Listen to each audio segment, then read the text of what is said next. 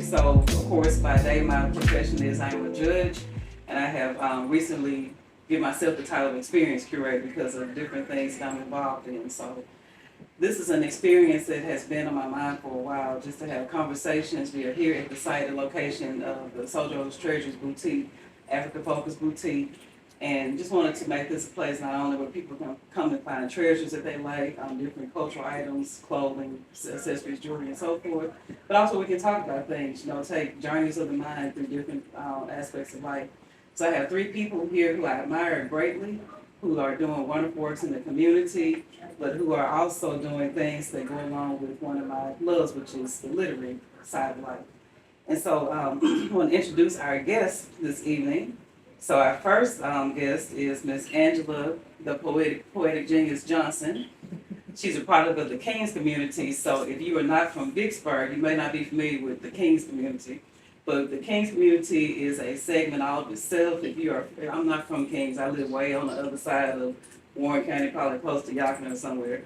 But the Caine's community is just one of those places I've learned where when you watch things like The Chi and TV shows like that, and you see the neighborhood and everybody's taking care of everybody, nobody's wanting for anything, you're running down the street, anybody can punish you. Is that about how it was growing up in Caine? So, it's an awesome community. But she has come from Caine's and done some wonderful things in the education world as an educator, and she's also a former reformed continuing softball player. Retired softball player. So for years she was known as a softball lady. Yes. But tonight she is here as an author. And so we'll talk more about what she's done, but she has written a compilation of books about the fantasies of Oscar Caine. So we'll find out shortly a little bit about the background of the fantasies of Oscar Caine. Next to Ms. Johnson is a friend that I have met in recent years, and I appreciate him because he is super busy with all of his works. When I come with my little tawdry ideas, if he's not out of town or not tied up, he always accommodates. So I appreciate that, Charlie Tubbs. Actually, Charlie Tubbs III, but Mr. Tubbs is an author, creative, executive producer, writer, playwright, life coach, and so forth, and has done a lot of things in the entertainment world. Most recently, he has debuted and ventured out into the literary world with his first book, Fill Your Voids. And so this is a self-help book. I think there's some reflections in there and so forth. And so we'll talk a little bit more about what Mr. Tubbs has put into, or what Charlie has put into the pages of his book. And he's also from Caine. And yes, and he's a part of the Caines as well. So they say good things come from Caine. Yes. Okay. And so our third guest with us tonight is Dr. Woodrow Price. And so Dr. Price is an educator, assistant principal, motivator, advocate for students, and does a lot of good things in the community. I know you do things through your social media platform as well to try to motivate people to live healthy lives. And so Dr. Price, you have written a book called F.A.R.M. You were telling us earlier about the acronym, so we'll get into that shortly as far as how you came up with that name and that title. And so my understanding for all three of you, these are your first, I think you all have probably written before you published, but these are your first published works, is that about right? Yes. Okay, so awesome. So you have that in common. But one thing that y'all don't have in common is the nature of the book. So Angela, your compilation is a little sensual, fantasy. I think it's, you said 18 and up. 18 and up. Fantasies of Oscar Caine, a work of fiction. Charlie, yours appears to be more of a motivational, self-help book. And then Dr. Price, yours is a children's book that talks about some educational things as far as farm animals and so forth. So there's something that I've heard that, like, when people write books, that the first book they write is about themselves. So, none of these books appear to be autobiographies. So, do you see yourselves in these first books that you've written? Yes, I do. It's a fantasy. He's a product of my imagination. That's my story, and I'm sticking to it. He's not real. Oscar Caine is not real. He's somebody that I created to be who I want to be in my life. Like, he's my fantasy man, and God sees fit to build him and send him to me, then I'm straight. But yeah, he's a figment of my imagination. So when you started thinking about Oscar Caine and writing about him, was it for the purpose of a book or was it something else? No, I just wrote. He had three different names. When I started, he had three different names, and it was. I actually have another series with a different character doing different things, but Oscar Caine was partly experience, but mostly fantasy. Like these are the things that I see that I want to do. You know, I want to fall in love on the beach. I want to be snowed in. With my significant other.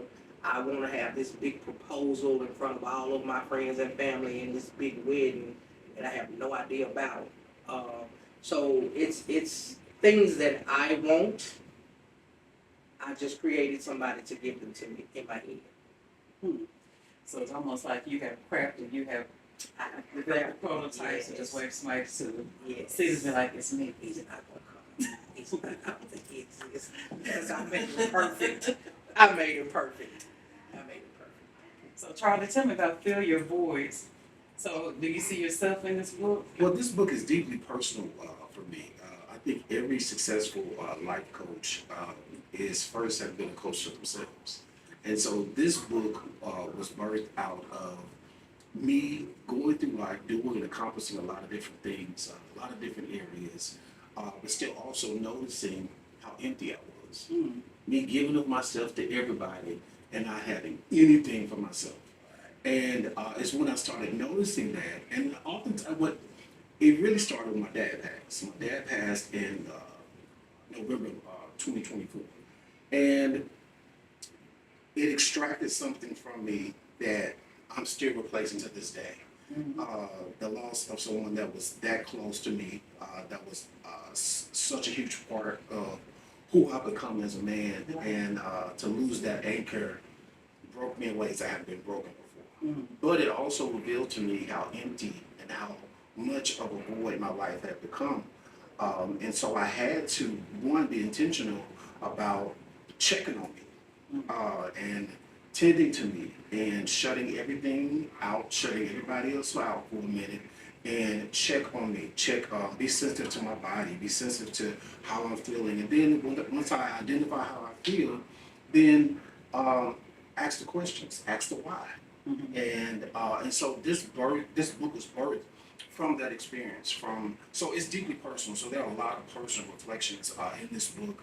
But it also, as I was doing a lot of reflecting, it showed me so much about myself, but it also showed me, this book initially was supposed to be about grief, but it showed me that just like I have a void, I've been able to see and notice the voids in so many different things, and how we handle relationships, whether it be personal or professional, whether it be familiar relationships, how we handle relationships with our families. I began to notice these voids and how we function and how we show up in the world. And so that also was a catalyst and the reason for me writing the book. So Fill Your Voids just talks about so many different things. And the biggest thing was being self-aware, being aware of yourself, being aware of how you show up, being aware of your feelings. And that's pretty much been the catalyst, but it's deeply personal. So I am all in this book. So I noticed, like, when you first sent it out and the spin you did, because a lot of times people try to fill F-I-L-L their voids. Right.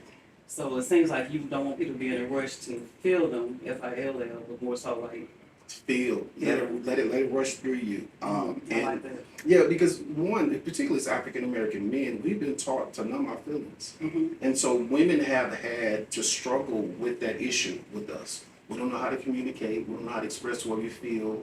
And when we do express, it's usually emotional, like just leave me alone, let me be, And that's not the right way. Right. But we've been taught that way, so we've been taught to suppress our feelings and how we feel. So this book, hopefully for men, helps them to open up a bit, and because when we're better communicators, then we're better for everything that we come in contact with. We're better for our kids, we're better for our communities, and everything. And so hopefully this book can help people to grow up in those areas. I just see some small groups and so That's the forth. goal, for sure. That's awesome. That's definitely the goal. That's awesome. And Dr. Price, your book is a little bit different, Aunt Farm, but there's some depth to it. You were talking to us before we got started, Yes, ma'am. and it's not. Do you have an Aunt B? I do, but the book is actually about, at first, when I first came up with the idea in 2007, the book was supposed to be about me and my grandma. So my grandma passed away in 2019, and the boy is actually my nephew, who has learning disabilities. And as a child, people see the accolades from me, the degrees and the awards and things, but a lot of people don't know I played a 4th, 5th, 6th, and 7th grade. And using my nephew, that was my way of motivating him to strive for the best. But the book takes place back in my hometown, Southwest Mississippi, Woodville, Mississippi, and good things come out of those small places. Like you all were talking about Caine, good things come out of those small places. So my book is like, it's a children's book in science, but it also teaches you not to forget where you come from, and also tell you to reach for higher heights. Okay. And so that's good. So it has a message to Yes, it. ma'am. And then from a practical standpoint, if somebody misses the message, they're learning about farm animals. Yes, ma'am. So either way, they're gonna learn Yes, ma'am. something. And like the acronym, I can't remember, like the Aunt Farm, what did you say it stood for? The A in aunt, anthropods, those are like bugs. The B represents birds. The L, fish, amphibians, reptiles, and mammals. So Kyron, he actually lives in Chicago, I think, and he's about to take his state science test, and it determines whether he passed the 5th grade or not. And he goes to Aunt B's farm for spring break, and Aunt B is illiterate. But if using the knowledge that he already had about those animals, he read the textbook definitions to Aunt B, and she was able to give him practical things or the animals that he could find on her farm in Woodville, Mississippi. Okay. So it's interesting, Aunt B is illiterate.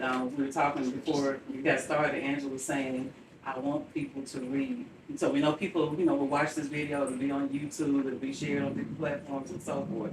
And they watch it, they may order a book, but then it's like, how do we get them to cross the line from, first step of ordering, watching, learning, purchasing, getting the book, putting it on the shelf, but then reading. So what has been you all's experience as you talk about your books and you put your books out there? Are you seeing that people are reading your books? I have a few diehard fans who, as soon as it comes out, they got it. And they ask me questions. I really want to answer questions about the book. Like if you have questions, let's talk about it. But it's the hardest part is getting them to read, like picking up the physical book or however, and reading the book. I just want us to get back into reading for educational purposes, for self-help purposes, for entertainment. Like just read, just pick up a book and read it. So how do we do that?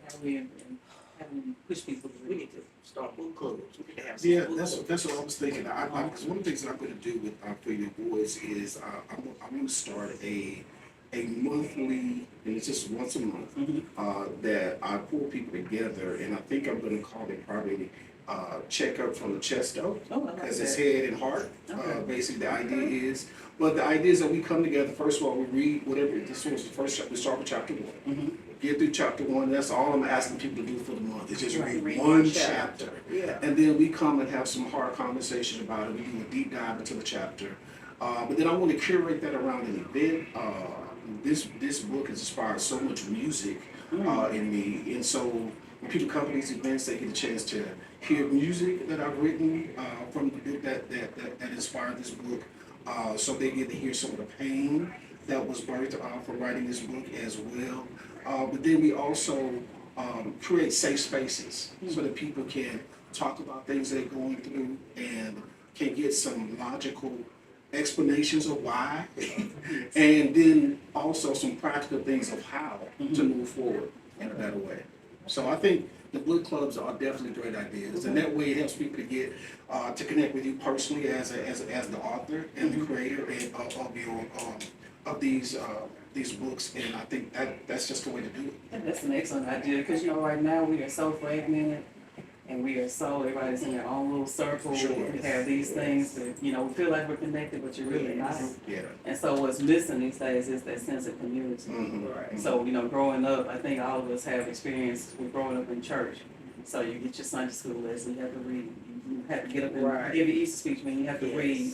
Yeah, just it was constantly drilled into us, and so the youth nor the adults, it seems, are getting there. So Dr. Price, you are there as well with these students and these teachers and so forth. So what are y'all doing to get people to read? And like with your book, who's your audience? Is it children It's or? mostly children. Okay.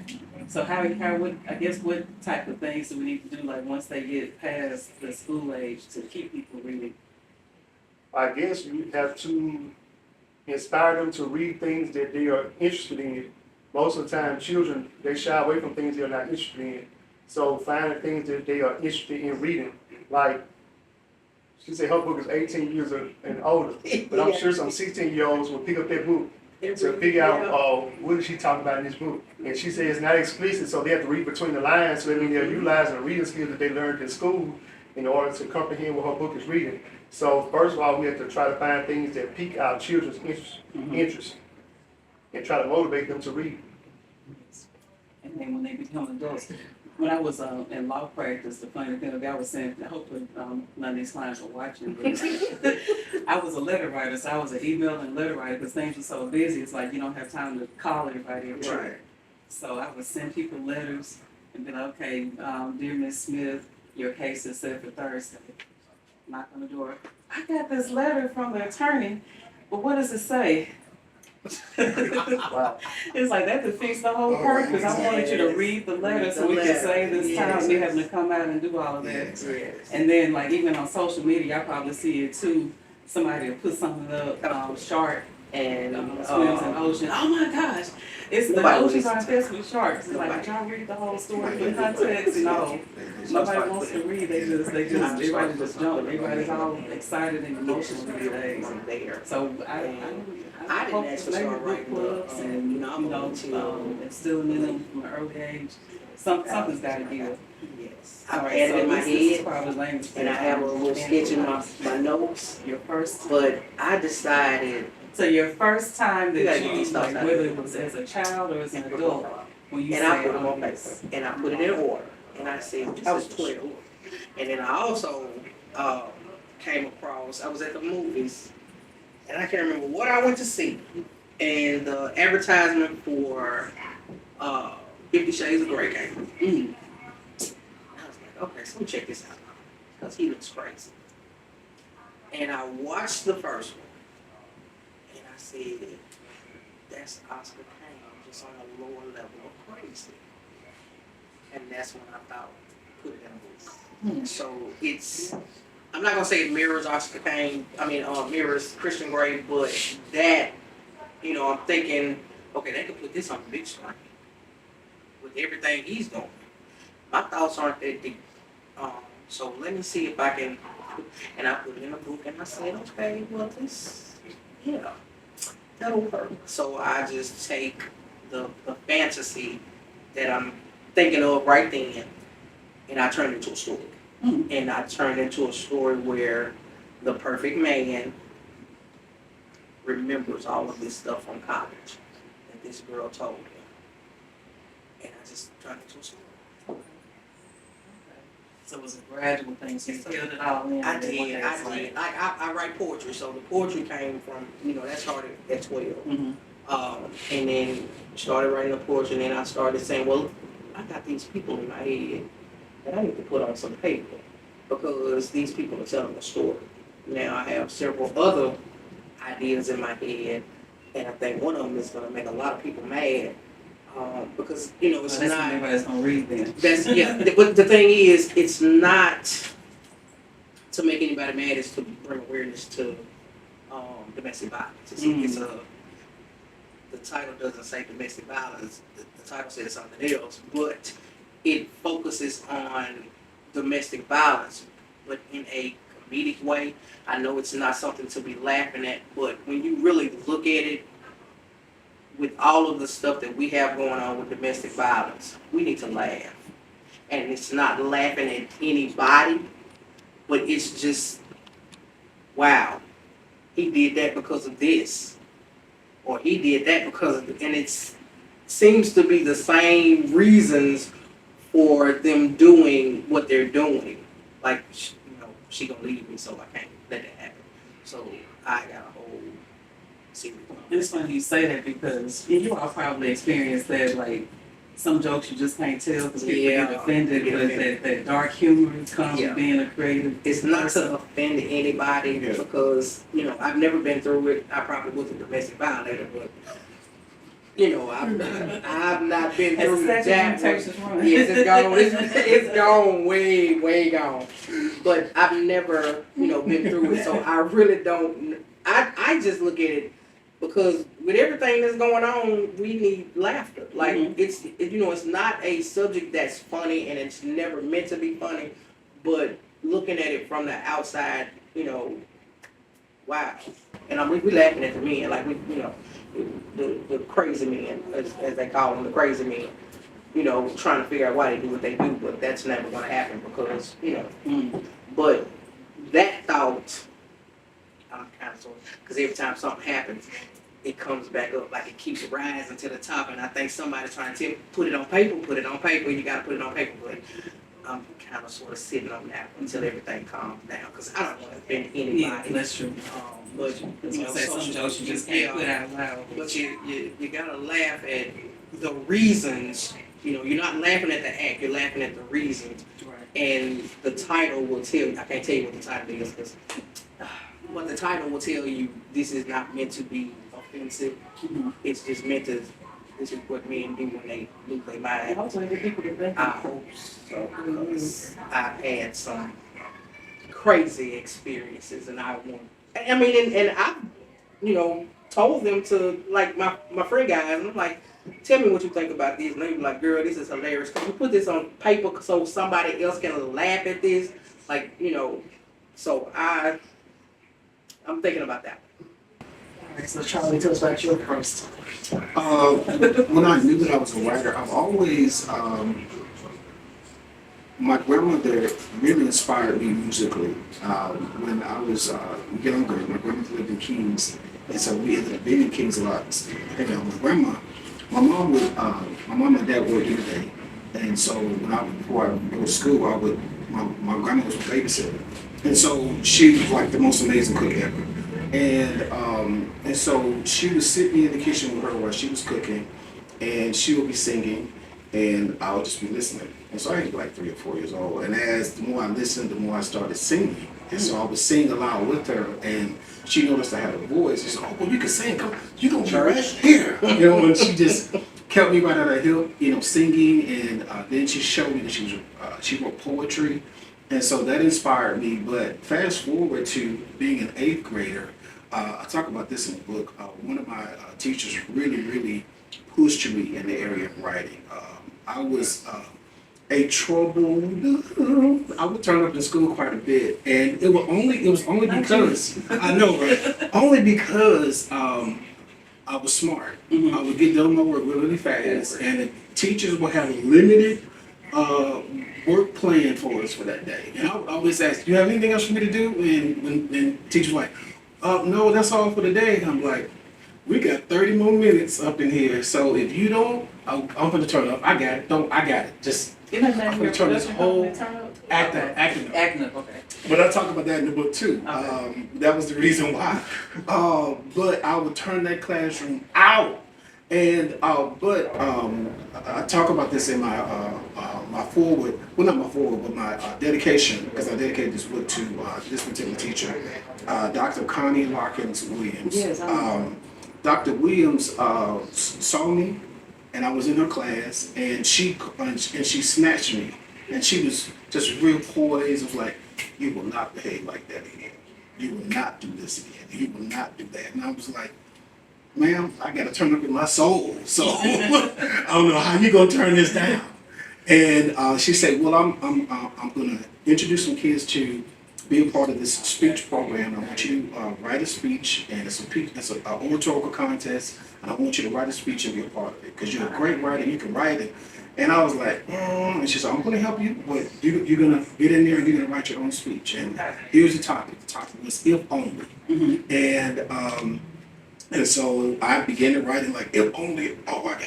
And then so I'm writing it all down, and she read it, and she was like, this is really good. What are you doing? You know, and so she really inspired me and pushed me. And that speech, I won the regional contest, first place in regional, and I think I became like third in the state during that time. But that was like they sealed it. I was like, I'm a writer. Oh my God! And so from there, I started writing plays and music and everything else. You can't stop me now. Can't stop. Can't stop. What about you, Dr. Price? So my story is actually different. I never considered myself a writer, but once I got to college, I was asked to do public speaking, and some people can speak off the top of their head, but I always had to write things down. So I started off doing speeches, and then I moved to doing my dissertation. And I was like, if I can do a dissertation, I can write a children's book. So after COVID came, I finished my dissertation, I started writing my book, and it didn't take that long. So I was like, I can do this. So now I do motivational moments with Dr. Price, where I write things on Facebook, and I get like a lot of feedback from, but I write on things that pertain to me. And that I can relate to, and now I think the sky's the limit for me in terms of writing. But at first, I didn't consider myself a writer. So you said you feel like a series of grades. Yes, ma'am. And then you go all the way from that to writing a dissertation. Yes, ma'am. Publishing a book. Yes, ma'am. Motivational moments. That's good, man. That's great. That's good. So why are you not on tour? I'm too. Yeah, It's too far. it's not. Okay, so this question, I don't know how Charlie may say I don't need any of that, but we'll see.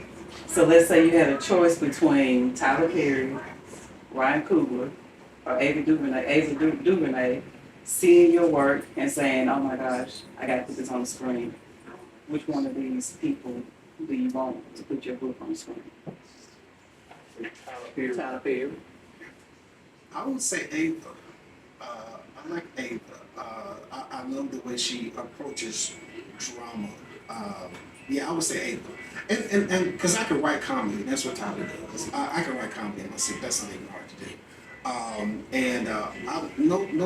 love what Ryan does. I love what he did. Just what he does, period, in general. But I would definitely go with Ava. I think Ava is, she looks at things and from a broader perspective.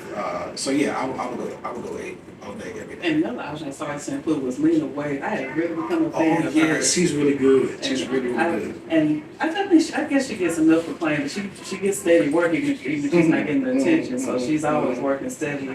I think the first time I noticed her, it was a series during COVID.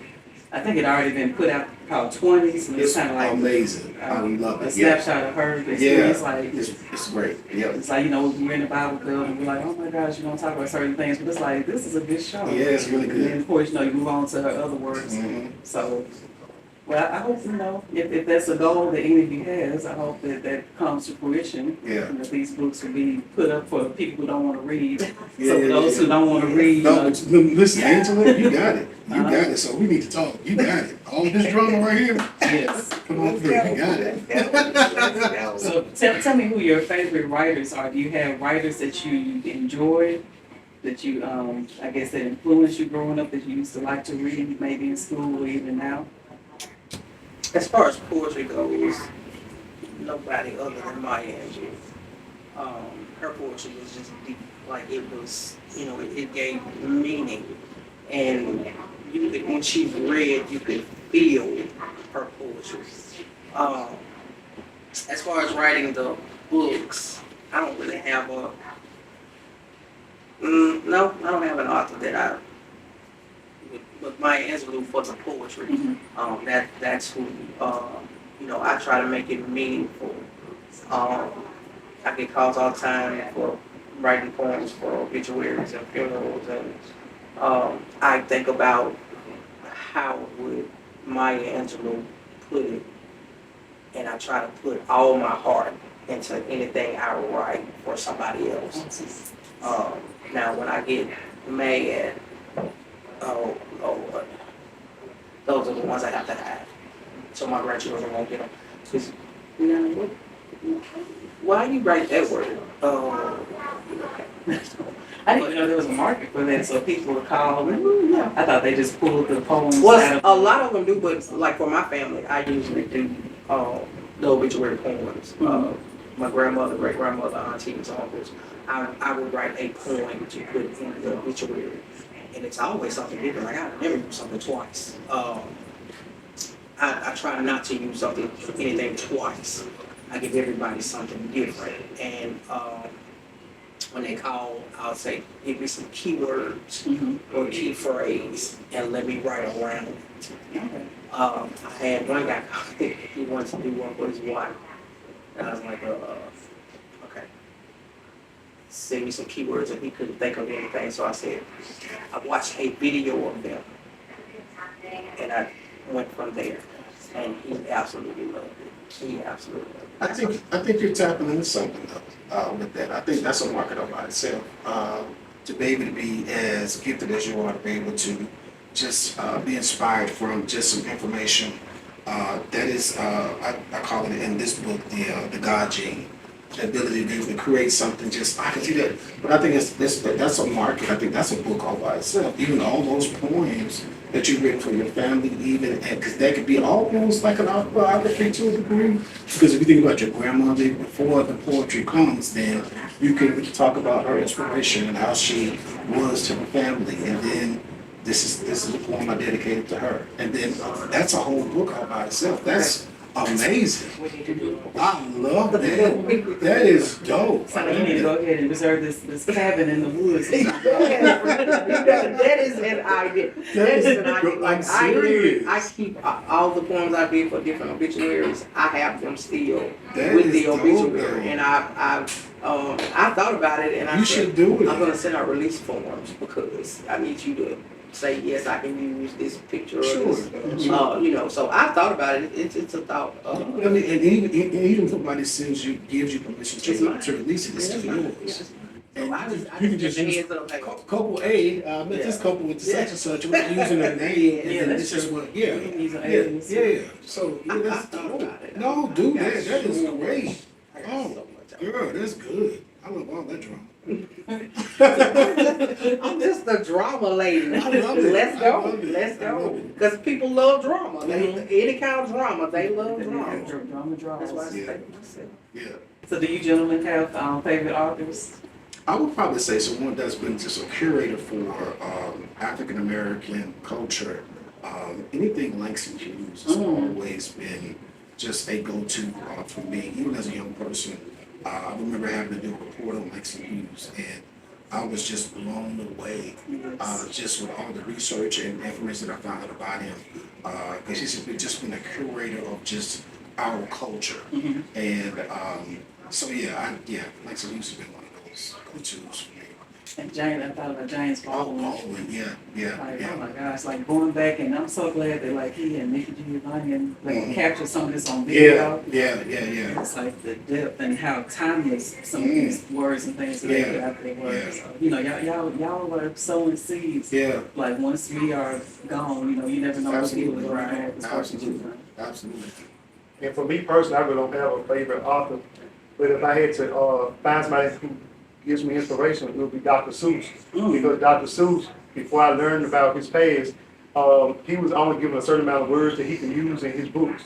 And now those books, they are still around hundreds of years later, and his books are now used to teach children how to read because of the repetition, rhyming words. So he kind of like inspiration because he had limitations on his writing, and it's still around. And those are the most fun books to read, like when United Way calls us coming to the third graders. We got some fun with Dr. Seuss books. Yeah, Get into all the dramatics of it and stuff. Yeah, that's great, man. And they're so easy to read because the words are really sight words and they're repetitive. Yeah, that's good. That's a beautiful. Yeah, I love that. Okay, so the elephant in the room to me is AI, artificial intelligence these days.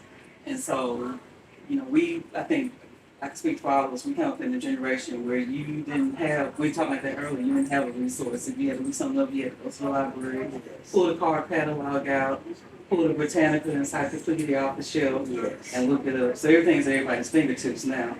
And so I have not been a fan of AI historically, but now, because if I'm pushed for time, it's like, okay, there's some benefits to it, but, you know, the downfall I see in what I do professionally through the judicial system and as an educator is people don't realize that it's taking away their voice, so it's taking away who they authentically are.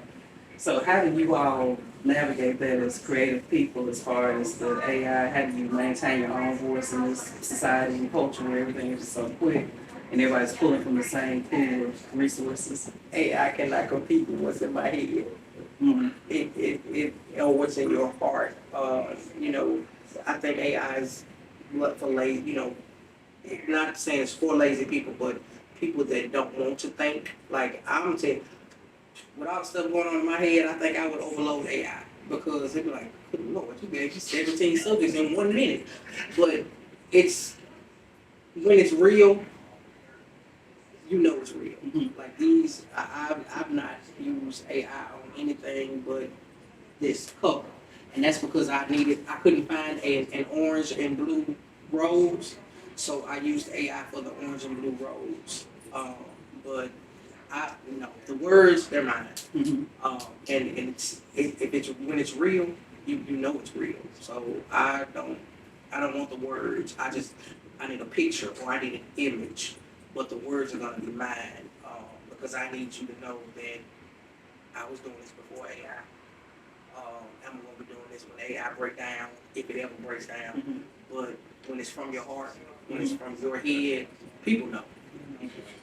And I think so to piggyback on that too, I think even with AI, I think what AI lacks, especially as it relates to a human being, is lived experience. Mm-hmm. And I think as long as people write about what you know about, I think that keeps it authentic to who you are. Each one of our journeys is individualistic. Mm-hmm. And so I think there's something unique about each one of our journeys. And I think everybody technically owes the world a chapter.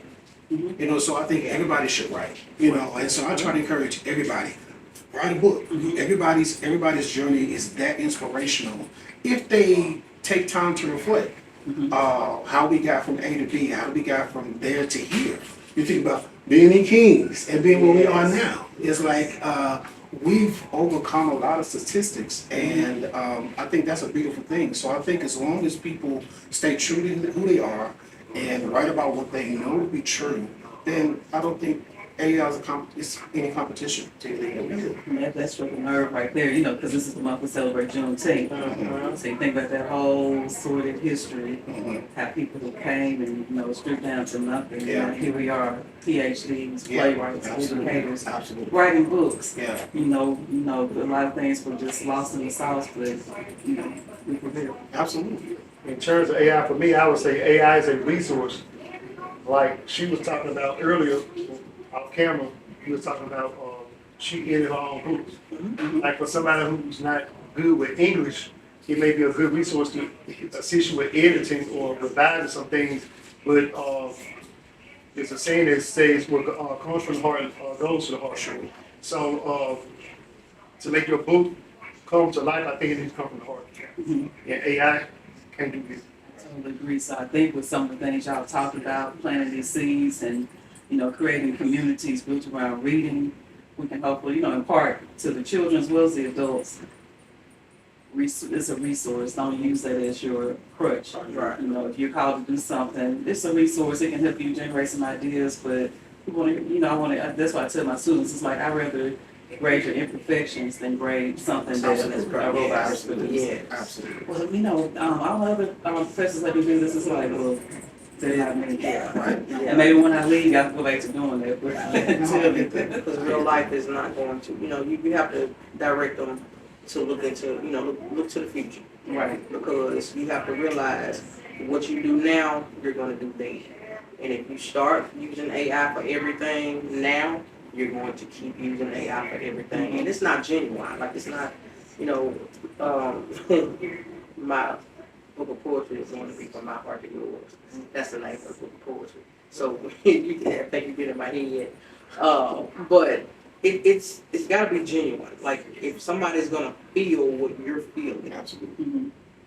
it has to come from you and not from a computer or something somebody else said. And I tell my students all the time, be original. Be original. You don't want to be like somebody else. You want to be better than. You want to have your own originality. So I know people write fantasy stories all the time, but it's just one off the And that hand. irritates me. People are like, oh, she's gonna be the next Oprah. No, He's gonna be the black Bill Clinton. It's I'm like, going no. to be the Yeah. first Yeah. Angela Johnson. Yes. One Yes. of my best friends who works for Motown, he calls me Tyler Perry. So when we talk on the phone, I say, "Hey man, what's going on?" He's like, "Tyler Perry, how you doing?" I'm like, "Dog," and I'm like, "I understand what you're saying." Right. I said, "But Tyler Perry's been done before." Right. I said, Right. This is Charlie Tubbs. Yeah, I said, "I'm a designer's original, and everything I do is uniquely to me." And he said, "But you know what I'm saying, man? You great just like him." And I'm like, "I get it. I need that Tyler Perry money." Yeah, yeah, there we go right there. Then I'll shake up to Maria. So we'll call you the next black billionaire. Let's go. I'll receive Speaking that of- off speaking- there. Yeah, I'll speaking, receive that off there. My goal is to be on the New York Times bestseller Yes. list. Yeah. That has always been my goal. Yeah. That's my ultimate goal, to be on that list. Yeah. Yes. And I'm going to work on it Let's until go. I get there. Oh, you I'm got the gonna get goods. there. Let's Let's go. go. Let's go. Let's go. Let's do it. Let's do it. Let's do it. So, okay, so this is just a personal question. What do you wish you had more time for? Right. I wish I had more time to write. Because that's my first, my children will tell you softball is my first love. But, and actually it is. So writing will be my second love, because softball I would put the writing down, play softball, because that was what I did the best. But now, I wish I had more time to write. That's what I love to do. Like, I love to put my feelings on paper and turn it into something that can take your imagination and send you wherever it is that you want to go. Because I tell my students, reading will take you wherever you want to go. Snowed in. It can take you to Montana. It can take you to Milwaukee. It can take you to all these snow. But we would, they just in this little town that just happened to get some snow that day. But reading will take you wherever it is you want to go and do whatever you want to do there. That's why I call it Fantasies, because I go where I want to go and I do what I want to do with who I want to do it with. And there's no restrictions. There's no, no boundaries. Like, reading has no boundaries. You can go. No airfare? No airfare. It's free. It is free. And, it's peace. Like, writing for me is peace. It's, you get the nanas and the mamas but when I get in that poetic mode, they know don't go in there because she writing. So when I start writing, I get in that mode and I'm there. So I wish I had more time to get in that mode and stay in, the things that I could create. Yeah, we gotta get you that gas. Yes, Lord. We gotta. I need to find Oscar Caine so I can retire. He needs to come on. There's no phone Yes, reception. no phone reception, no nothing. Just, a couple of days. Like, the peace. Like, the best writing comes from actual chaos. It comes from chaos. Like, my life is chaos. But it's that little piece of fantasy that brings me the peace. So I try to stay in my fantasy world as much as I can. I just need Oscar Caine to come and join me. Oscar Caine, if you are out there, Pull up, sir. right? Let's act up. Let's act up. Let's go act up. Let's go. Yes. Let's go. But wait till she gets through. So go ahead and get your writing out the way. But my Because when time. Oscar Caine arrives, you may not have time to do all this writing. Yeah, because he's gonna help me finish. He's gonna help me finish. Because I have about 4 more fantasies in my head, but Until you meet Oscar, then you go have. then we go. Yes, that's the whole purpose for him to come and we create. I tell you, fantasies are The fantasies are dreams that you know, you got in your head. But if you have a vision, you can bring those fantasies to life. So my vision is Oscar Caine. That's my vision. So I bring the fantasies to life with Oscar Caine.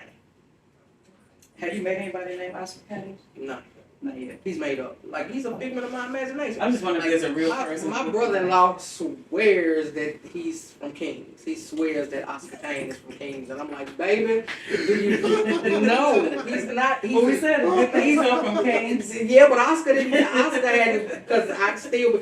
But he's a figment of my imagination. That's my story, and I'm sticking to it. But yeah, we argue about that all the time. Like, which one of them Kings boys did? Which one is? Turn this thing on.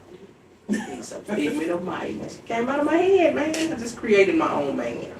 I just created my own man.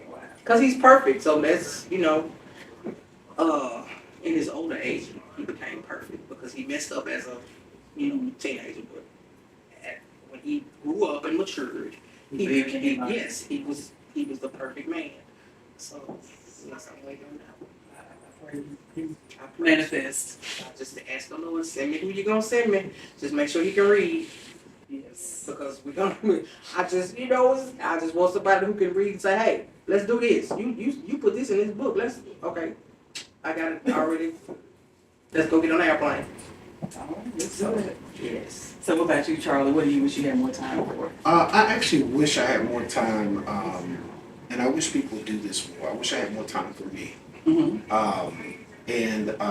My life is pulled in so many different directions all the time, and I usually have to steal time for me.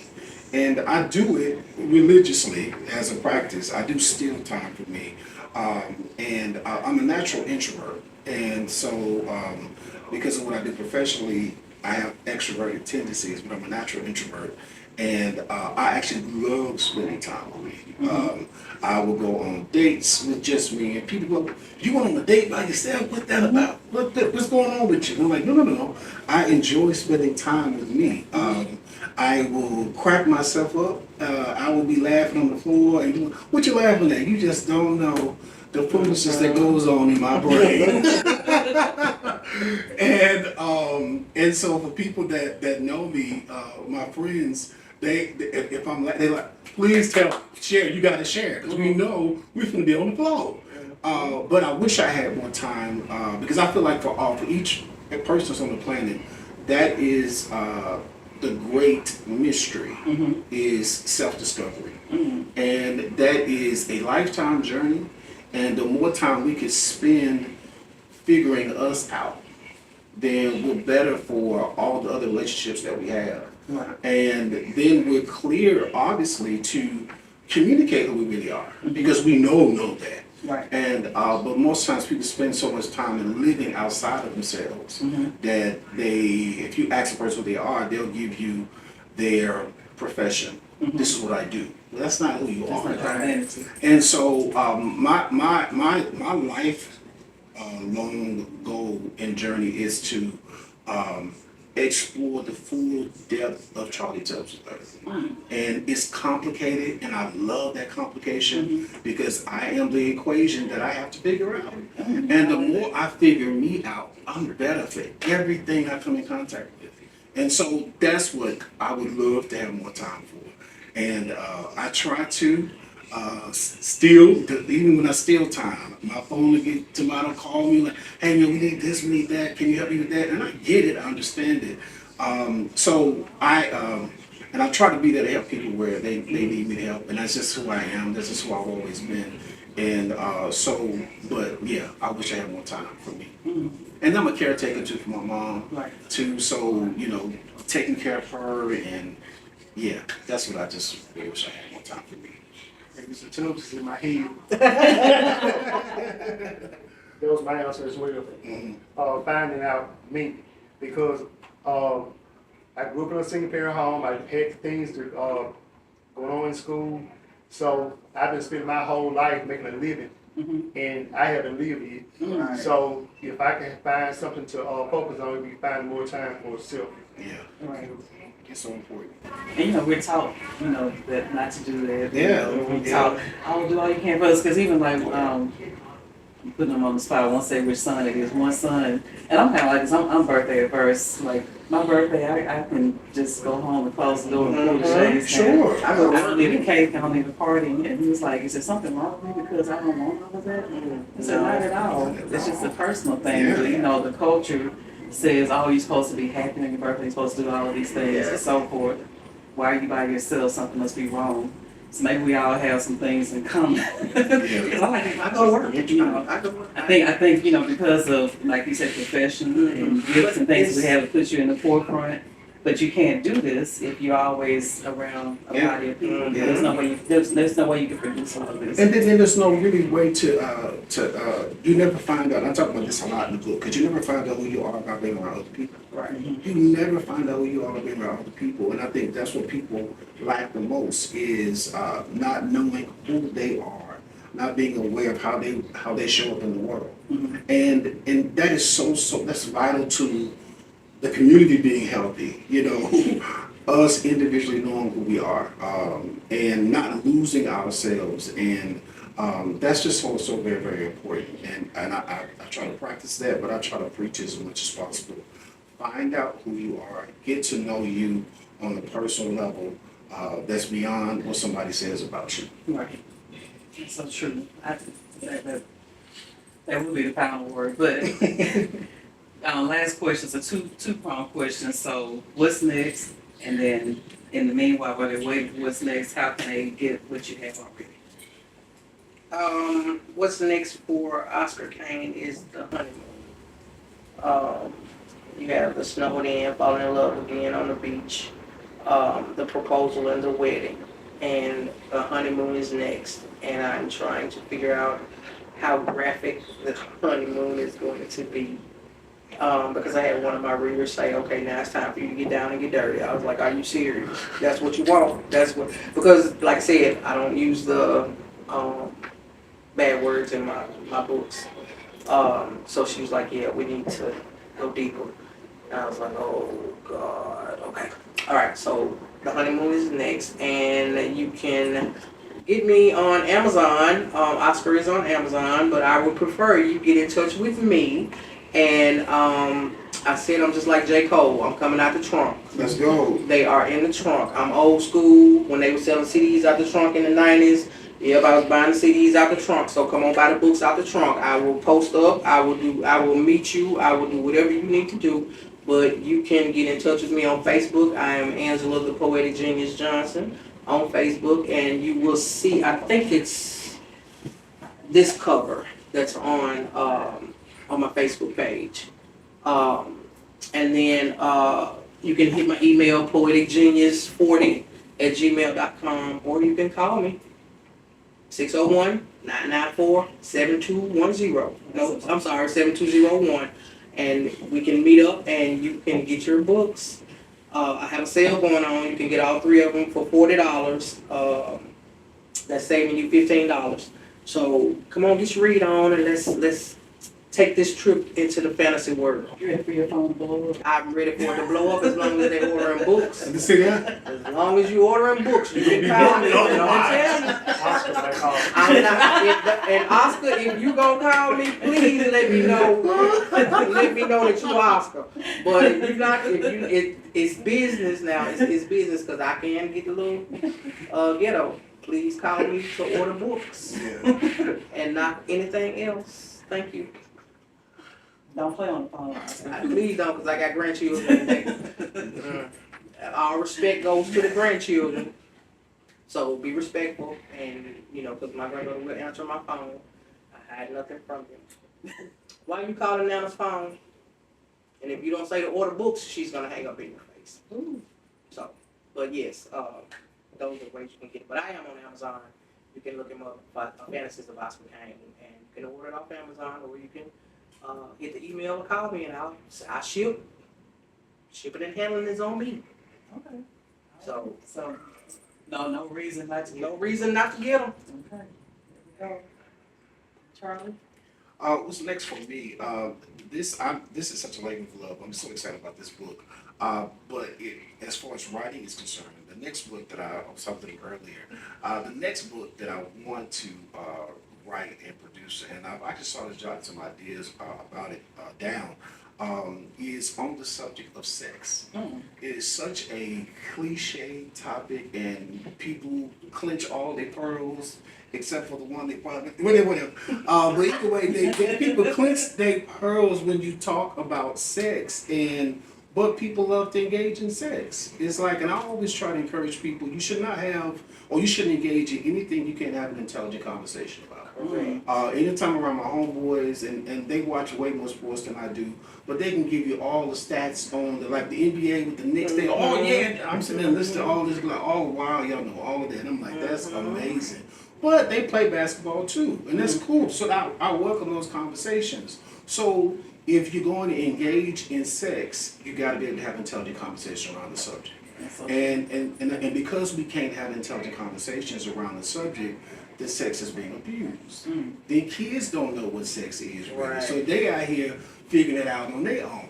But that's because that's a subject that don't talk under my clothes, baby.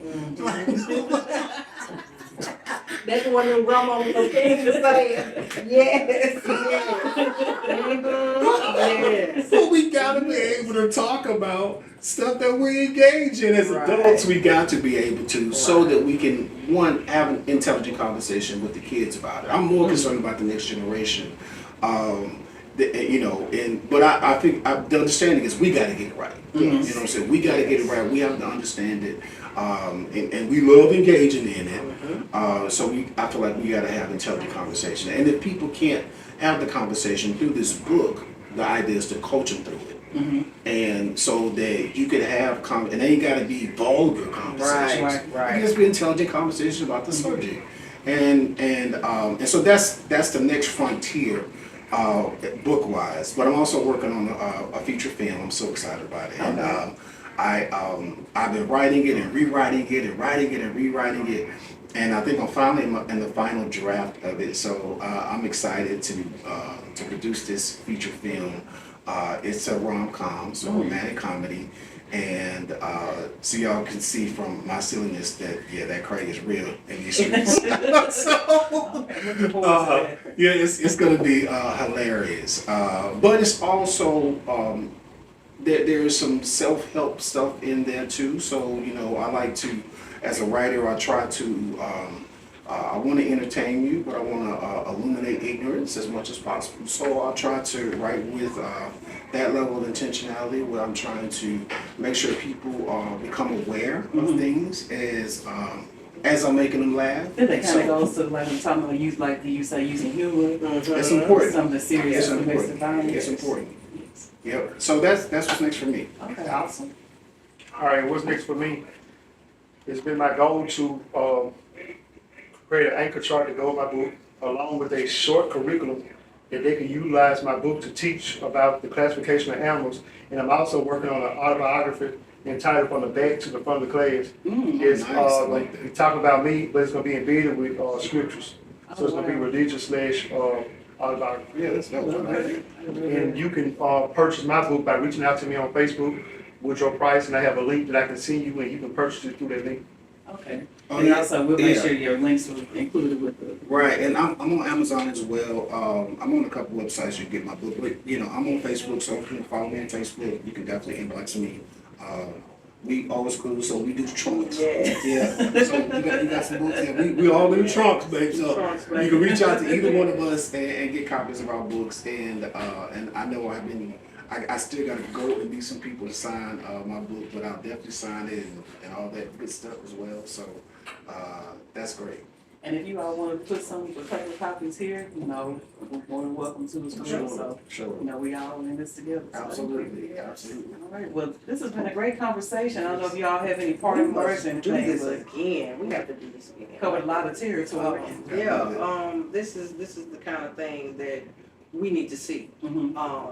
As a people, we need to see this. We need to see what we can do. Like, you can do anything. Anything you put your mind to, you can do it, regardless of what your situation is, what your economic status is. You can. I'm a teacher, so you already know I have no money. Doesn't take any money to write. Doesn't take any money to write. You got paper. I used to write on toilet paper. If I didn't, if I was in the bathroom and a thought came to my head, I jot it down. So I keep a pen in every room, kitchen, bathroom, in my daughter's bedroom, my grandchildren's bedroom. It's a pen in every room.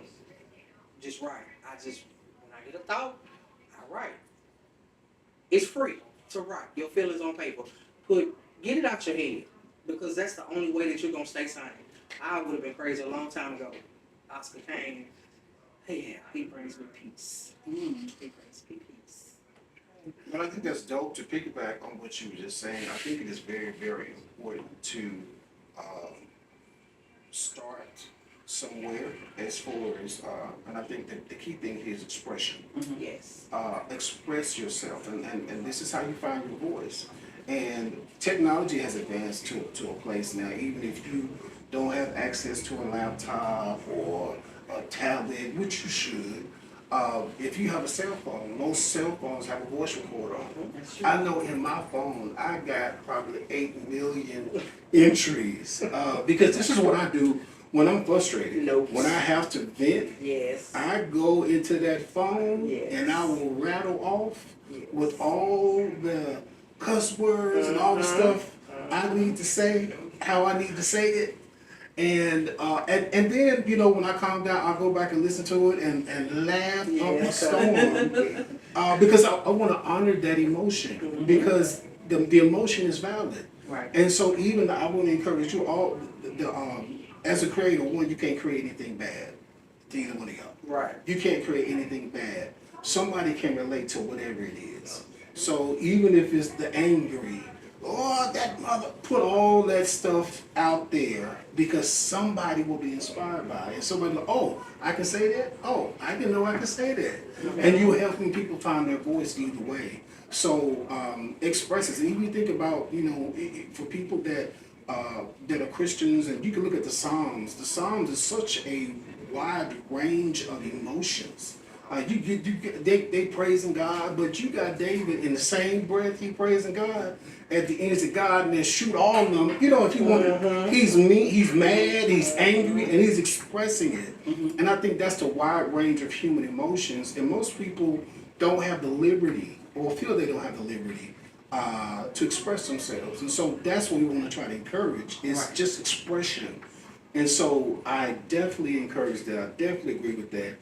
Find your way to get it on paper or to put it in a voice note or whatever, but get those feelings that's in you out, because that's how you heal yourself. Right. You got to get that stuff out of you. Otherwise, and this book talks about all of that, and that's what happens. We end up suppressing our feelings and suppressing how we feel, and then that becomes an implosion that eventually becomes an explosion. And so you out here in these streets showing out, when the reality is just because you haven't really expressed yourself. And so when people see you, they'll get a misinterpretation of who you are because they just got the explosion. And that's not really who you are. That's the manifestation of me just holding all this in. And now you out in the street showing in your hind parts, as my great grandma used to say.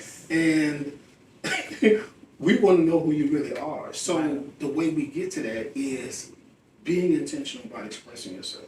Figure out a way, and sometimes that is talking to somebody else. But if you got it in you, get it out of you, one way or the other. There's so much depth to that. That's a whole nother 2-hour conversation. Oh, you kidding? Yes, indeed. From a criminal justice perspective, Absolutely. a mental health perspective, from a teacher.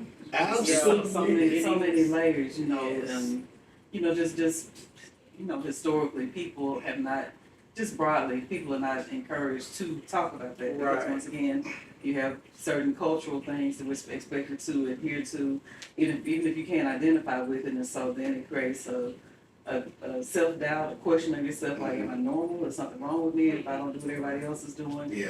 But you don't have a platform to express it because somebody told you that's okay. Yeah, and social media isn't the place to do it. It's not. No, That's And entertainment. that's what people don't realize. That, and social media has been a blessing, but it's been bad for us too, because people go to social media and put things out that shouldn't be out. Right. And oftentimes, even for instance, and I read about this in the book too. Last thing, because I don't want to take up a lot of time, but if I have a problem with you, then that's our problem. That's our problem. Right, and it's nobody else's problem, because it's really not going to be tended to until I deal with it with you. Right. So even if I come to Doc and say, Doc, listen, you know Angela on that BS, and I can invent to you all day about my issues with Angela, I still got the problem. It's not gonna ever be resolved until I say, Angela, that baby, we got some stuff we need to work out. Work it out. And then guess what? I'm healing myself Right. while because I'm giving it to the person that the issue belongs to. You know what I'm saying? And then 9 times out of 10, whatever my issue is, it's probably a simple misunderstanding. And we'll blow up and make something minor so big and becomes a major problem. And You got then 80,000 people out there trying to tell Absolutely. you how you're supposed to do this, Absolutely. and they know nothing about what you're going They through. don't know anything about Absolutely. everybody else. So it's just important to find those outlets, because that's how you heal yourself. Everything we got is in us. It is. It is. So this is our Between the Lines talk with these esteemed writers and personalities and advocates, Dr. Price, Charlie Tubbs III, Angela Johnson. So this is the first of many conversations that we hope to have here, and hopefully, I can invite you all back for some future conversations. Combinations may be different or whatever, so it may not always be the same 3 people. But I really, really appreciate you all, coming out on the ledge with me to do something a little bit different, to add to the content out there and just add something a little bit more meaningful to what's going on. Not to say that there's not meaningful things going on, but just a different angle to look at things. So thank you all so much. Thank you. Thank you for having us. Thank you. This is great. All right, good. All right.